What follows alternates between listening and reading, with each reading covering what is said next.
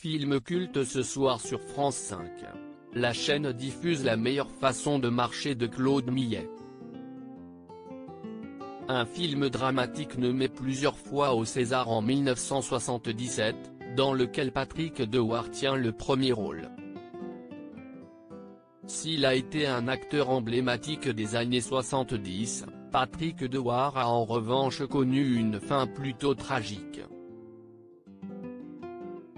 Habité par de nombreux traumatismes liés à une enfance chaotique, le comédien star finit par se donner la mort le 16 juillet 1982 en se tirant une balle dans la bouche, alors qu'il n'était âgé que de 35 ans.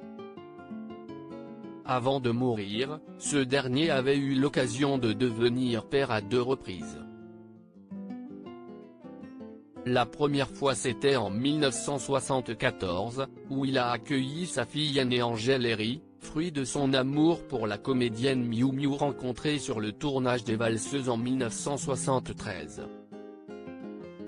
En 1979, Patrick Dewar a une nouvelle fois goûté aux joies de la paternité lorsque sa nouvelle compagne Elisabeth Chalier a mis au monde sa deuxième fille Lola Dewar. Elles étaient respectivement âgées de 8 et 2 ans lorsqu'elles ont dû être confrontées au décès de leur père. Angèle Herry, aujourd'hui âgée de 46 ans, s'est dirigée comme ses célèbres parents vers le monde du cinéma. Toutefois elle officie plutôt derrière la caméra en tant que scénariste. Lorsque Miou Miou a quitté Patrick Dewar pour vivre sa romance avec Julien Clerc, Angèle est elle aussi partie vivre avec sa mère et le chanteur dont elle était très proche. Tellement proche qu'à la mort de son père, l'interprète de Ma préférence décide même d'adopter Angèle à sa majorité civile. Après avoir joué des petits rôles dans plusieurs téléfilms, elle décide de se lancer dans l'écriture de son premier scénario pour le documentaire Une vie ordinaire sorti en 2001. Par la suite elle a notamment écrit pour différentes séries populaires françaises comme Sœur Thérèse. Comme Diane, Femme flic ou Julie Lescaut. En février 2019, Angèle a épousé sa compagne de longue date sous les regards émus de Julien Clerc et de Miou Miou.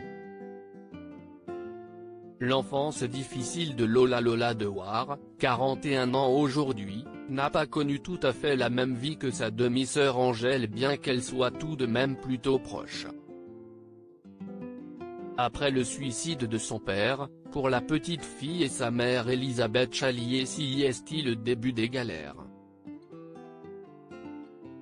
Elle se retrouve confrontée à l'administration fiscale en raison des nombreuses dettes laissées par l'acteur. L'adolescence de Lola est donc très mouvementée, entre complexes liés à son physique, refus de se soumettre à l'autorité et actes de rébellion contre sa mère qui se droguait. Traumatisée, Lola garde des souvenirs douloureux de cette époque, qu'elle avait évoquée dans l'Express en 2016, Mon père, héroïnomane, l'avait entraînée, sa mère note de la rédaction, dans ses addictions, dont elle tentait alors de décrocher. Je la voyais se bourrer de méthadone, des petites pilules roses qu'elle dépiotait chaque matin. Vers l'âge de 16 ans, Lola se découvre une passion pour le cinéma et décide à sa majorité de se lancer dans une formation au cours Florent. Un rêve qu'elle doit mettre entre parenthèses à la suite d'un violent accident de voiture en 2001. Après avoir travaillé pendant un temps dans la presse féminine et dans l'immobilier, elle finit par retourner à ses premiers amours, à savoir la comédie en 2007. En mars 2010, elle décroche un rôle dans La vie devant soi, l'adaptation télévisuelle du roman de Romain Gary. L'année suivante, elle est choisie par Charlotte de Turckheim pour camper l'un des personnages principaux de la comédie Mince alors, aux côtés de Victoria Abril. Un rôle pour lequel elle a obtenu une nomination pour le César du meilleur espoir féminin en 2013. Depuis, Lola enchaîne les rôles au cinéma, au théâtre mais aussi à la télé. Séparée de Nicolas Hulman en 2015, la comédienne avait déjà expliqué à Ici Paris en 2014 qu'elle ne souhaitait pas être mère. « J'ai des problèmes avec les femmes enceintes. Je ne veux pas avoir d'enfants.